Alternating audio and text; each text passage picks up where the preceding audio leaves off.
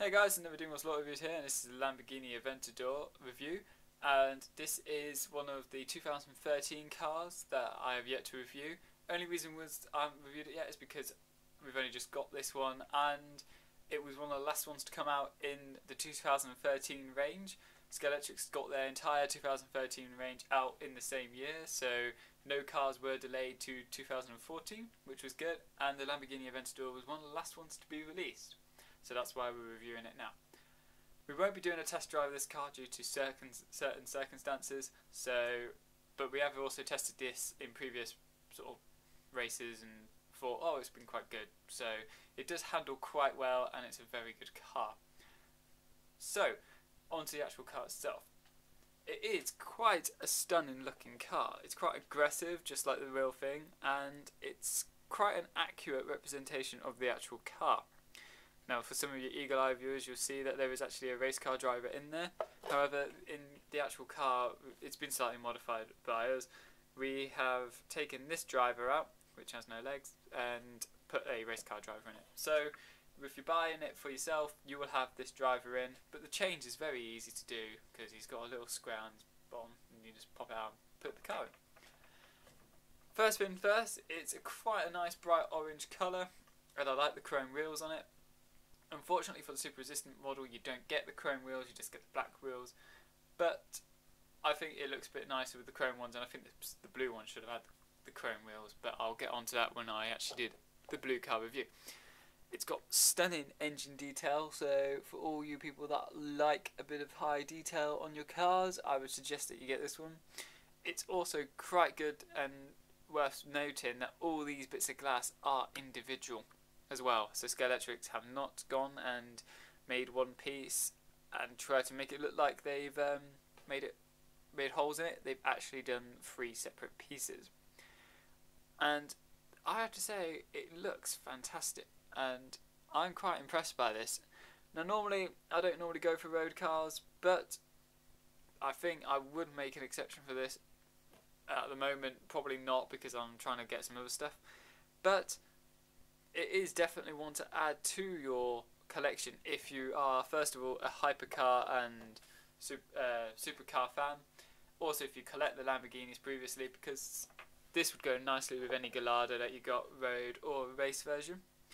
And I think it's quite a good addition because, as far as it goes, it would be a very good car against other road cars that Scalextric have released, like the McLaren MP4-12C. The GT version is a bit, I would say, would probably be the best car that Scalextric have done at the moment. We have to wait until the Bentley comes out for that to see if that challenges it. But I think as far as road cars go, this is probably going to be the best handling. Now, the gear ratio is 11:36, and as standard, it is a Sidewinder 18,000 rev motor. The magnet positioning is very crucial on this car because they've gone for a magnet right under the rear axle, which gives it the best grip. Scalextric cars as a whole have been handling a whole lot better. I kind of wish they had stuck to their original magnet. They have reduced the magnet size, they've made them thinner, and they're not as powerful. But putting them right under the rear axle is probably the best way to counter it. If you put a second one at the front, this car will rarely come off, and you really would have to just full throttle around all the corners to throw it off.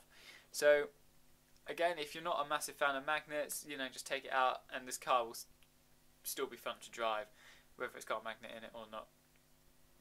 Another few things that I noticed that Scalextric have done is they've made the front wheels on this Lamborghini turn individually. Now, there's only one other car that I know of that does that, and that was the SLS 722, is it?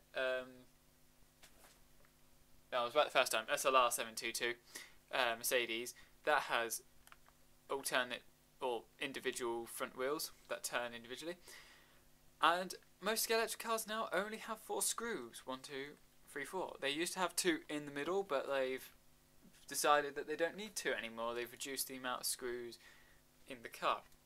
For this, there's not a lot to break on it either. There's just the wind mirrors, but they are made out of the rubber. They're not made out of hard plastic, which is good. I quite like rubbery wind mirrors. I think they last a bit longer and don't take as much damage and don't break as easily.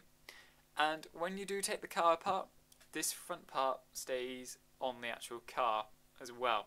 So when taking it apart, just remember, if you take it apart and that doesn't come off, then don't worry, your car isn't broken. That's just how it's done. The features of this car, of course, it's DPR. Any new car from Scalextric that isn't DPR, you're getting ripped off, but they all are, so that's good. Front working lights and rear working lights, and it's got magnet as well and high detail. So as far as cars go, I quite like it. I think if you're a car and a road car collector as well, I think you should go for it. I probably prefer the blue one more to this one, but I think as well, just the fact that it's going to be a Lamborghini, it's going to be quite popular, and the fact that it's the Aventador as well, people like the newer versions of the cars because you've got the Galados, so now you've got the next one, which is the Aventador. So if you are a massive fan of the hypercar or the supercar, I would suggest getting this just to add to your collection. Also, it is a very good home car as well for domestic use. I think it would be a fantastic car to add to your collection in that respect as well. So, thanks for watching. Please rate, comment and subscribe. Check out some of the other videos and always check out the competitions as well. And I'll see you around for the next video. Thanks for watching.